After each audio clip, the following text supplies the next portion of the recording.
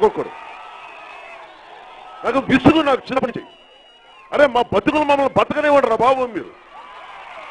ఏదో మా చిన్న బతుకు, రోడ్ల మీద షాప్ పెట్టుకుంటాను, చిన్న కిరాణా కొట్టు పెట్టుకుంటాను. ప్రతి వాడికి ఎమ్మెల్యేకి ఎమ్మెల్యే, కొడుక్కి ఎమ్మెల్యే, బామ్మర్దికి, వేలు విడిచిన మేనత్త మేనలుడికి.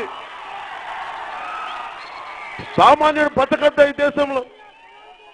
ఎంతసేపు మీకైనా ఉడిగం చేయాలి, మీకైనా పలకీలు మోయాలి.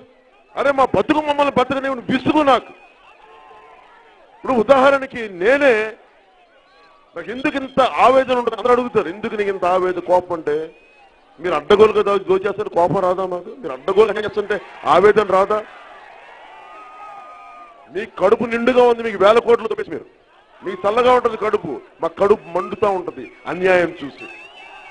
పరవాడకి వెళ్తే అక్కడ విషవాయువులు వెదచల్లి స్కిన్ డిసీజులు వచ్చి, శారీరక రోగాలు వచ్చి పుట్టిన బిడ్డలు అంగవైకల్యంతో పుడితే ఆ బిడ్డలు చూస్తే ఏడవని జీవితం ఎందుకు, ఏడవని బతుకెందుకు? 1000 కోట్ల దేనికి? ఆ ఆవేదన నన్ను ఇలా మాట్లాడినేస్తాను. ఇలాంటి ఆవేదన నిజంగా జగన్మోహన్ రెడ్డి గారికి ఉంటే వెళ్ళి అసెంబ్లీకి వెళ్ళి మాకు ఇన్ని సమస్యలు ఉన్నాయి మాట్లాడాలి.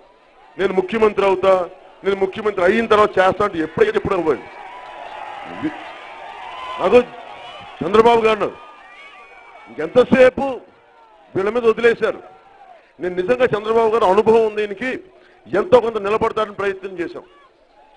ఇవి చేస్తే వాళ్ళ ఎమ్మెల్యేలు చేసిన దోపిడీ చూసి, వాళ్ళ ఎమ్మెల్యేలు తీరు చేసిన దోపిడీ చూసి నిజంగా విసుగొచ్చేస్తుంది. ఎంటైర్ ఉత్తరాంధ్ర అంతా మాట్లాడితే, ఉత్తరాంధ్ర అంతా అభివృద్ధి ఆగిపోయిందంటే స్థానికంగా ఉన్న ఎమ్మెల్యే వల్ల ఆగిపోయింది, కానీ ఉత్తరాంధ్ర వల్ల లెక్క కాదు, ఉత్తరాంధ్రలో నీళ్లు లెక్క కాదు. వీళ్ళకి చెయ్యాలని తపన లేదు, వీళ్ళకి నిలబడాలని అసలు కాంక్ష లేదు, వీళ్ళకి ఆశయం లేదు. నాకు నిజంగా విసుగొచ్చింది. సంవత్సరాలు చూశాను వీళ్ళు. ఇప్పుడు జగన్మోహన్ రెడ్డి గారు లాంటి గొప్ప వాళ్ళు ఉంటారు, బాగుంటారు అనుకుంటే 2006లో ఇప్పుడు అన్నవరం షూటింగ్ చేస్తా ఉన్నాం.